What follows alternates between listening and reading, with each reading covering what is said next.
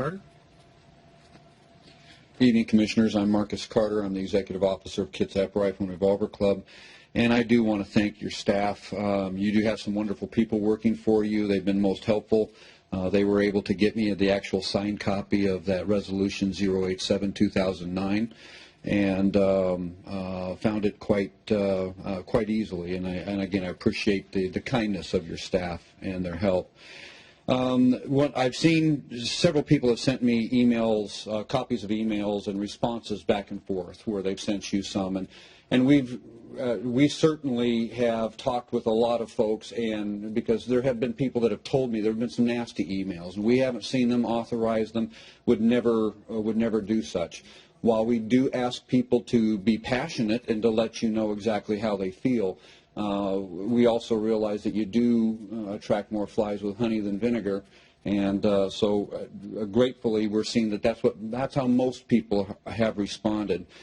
The thing that has gotten to me is that in some of the responses back to some of the people, one of the things that has been said time and again is that Kitsap Rifle and Revolver Club is shut down because of its refusal to get a permit. And that's not true. Kitsap Rifle and Revolver Club, number one, is not shut down. We've never been shut down a single day. People have asked me about wanting to shoot at our facility, and I tell them to go ahead. We have a safe facility. We've got a great program. But then we also warned them that the county commissioners have asked the county prosecutor to get and got a judge to threaten to have people held in contempt of court and face criminal charges if they do shoot at that facility.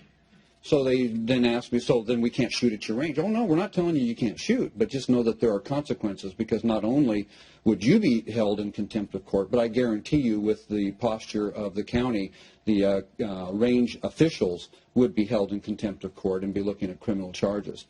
It wasn't Kitsap Rifle and Revolver Club's refusal to get a permit. It was Kitsap County's attack on Kitsap Rifle and Revolver Club that has people walking away without the education that they need. This last weekend, another 20 students or so went through our hunter education class. And thanks to the county's attack on Kitsap Rifle and Revolver Club, now as many as 40 students have actually gone through a hunter education class. We have to approve them, but they never got to actually shoot a firearm.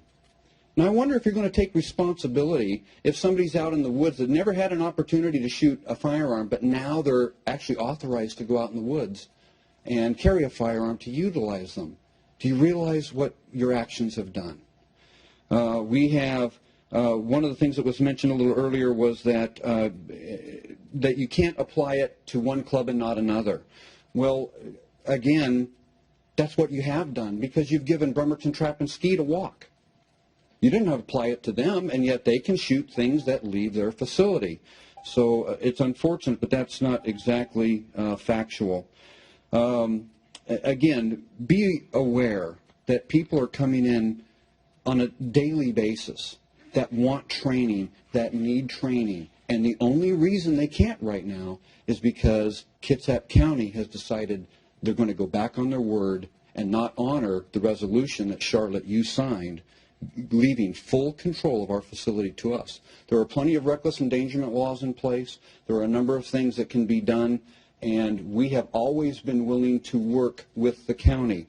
You talk about coming to the table. I would ask, why then did Kitsap County turn down $500,000 in improvements, 1,000 hours cut off of our time, and what have you offered us? You say it's compromise. What has Kitsap County offered us? Another lawsuit? Thank you.